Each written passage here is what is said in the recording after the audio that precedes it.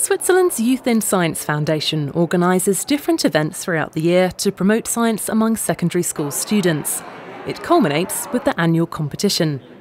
This year, 110 young people were invited to the finals in Davos to present their projects. Luca Mondada, an 18-year-old from a small town near Lausanne, was among them. He was looking for an idea that would combine his different areas of interest, an exceptional grasp of maths, his programming skills, and a penchant for biology, in particular neuroscience. Back in Lausanne, Luca explains and demonstrates his project.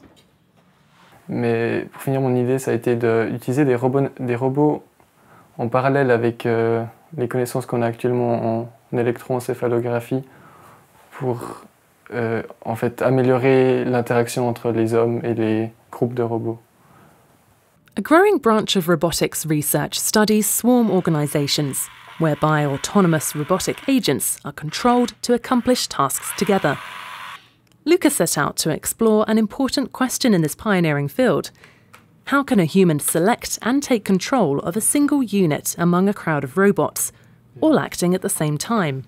What would seem an impossible task for any adolescent was made easier by the fact that Luca's father, Francesco Mondada, is an adjunct professor at the Swiss Federal Institute of Technology Lausanne, where he heads the Miniature Mobile Robots Group.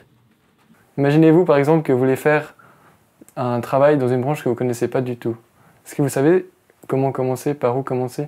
Moi, je savais pas qu'est-ce qu'on pouvait faire, qu'est-ce qui se faisait.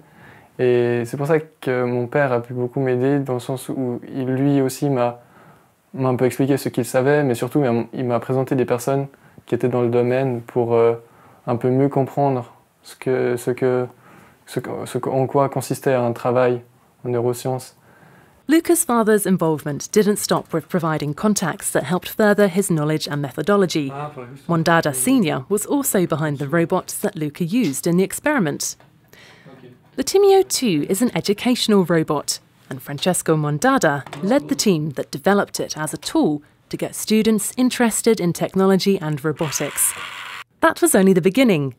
Luca also used his father as test subject number 1. That meant he underwent long and gruelling sessions with an EEC headset, while Luca refined his setup through numerous tests and trials. His father took advantage of the opportunity to pass on to his son the discipline of observation that science requires. Et puis après, il y avait le fait de jouer à faire le sujet de test. Donc, passer des heures sous le casque pour pouvoir en discuter et voir ce qui étaient les résultats. Et après, il y a un peu les aspects de méthodologie. De temps en temps, c'était bien d'en discuter et puis de dire, ben voilà, t'as vu ça, qu'est-ce qui est bien, qu'est-ce qui n'est pas bien, la façon de le structurer. All components assembled by Luca, including the wheeled robots his father developed, are now readily available on the internet. Luca's experiment involved 3 robots, each of them blinking at a different frequency. The purpose of the setup was to be able to select one of the robots simply by looking at it. To achieve this, the brainwaves recorded by the electroencephalography, or EEG headset, had to be analysed in the search for the peaks in the signal that correspond to a person's gaze set on one specific robot. Once the selection is detected, the robot can be operated by a remote control until the gaze moves to another robot. As if things were not difficult enough, to showcase his project, Luca built a maze of inclined planes, whereby, in order to get the robots from start to finish, the user would have to make the robots work together. Luca's accomplishment in swarm robotics was a feat only possible thanks to his exceptional talents and the close support of his father, in the form of knowledge and, most importantly, encouragement. Moi, au début, j'étais très sceptique, je ne pensais pas que ça allait marcher, cette idée, et je ne sais pas si je me serais lancé si c'est pas toi qui m'avais dit oui, c'est possible de le faire, tu peux le faire, il faut juste commencer et puis on verra. Et moi, c'est surtout là où je vois que je suis très content de l'aide que j'ai reçue, c'est que t'as vraiment pensé avant moi que ça serait possible. T'étais beaucoup plus optimiste en fait. Je pense que c'était aussi la façon d'avancer. Après, pour finir, toi, tu as été beaucoup plus loin de où on aurait pu s'arrêter. Même en science, en principe, en résultat négatif, c'est un résultat. Donc, si tu arrives à prouver que quelque chose ne marche pas, c'est un résultat.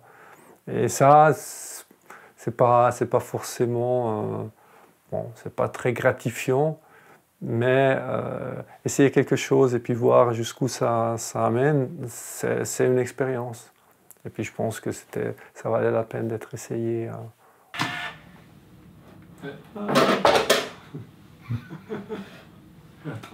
Luca went on to receive a special prize for his project at the Youth in Science competition and will represent Switzerland at the Europe-wide competition this year in Milan.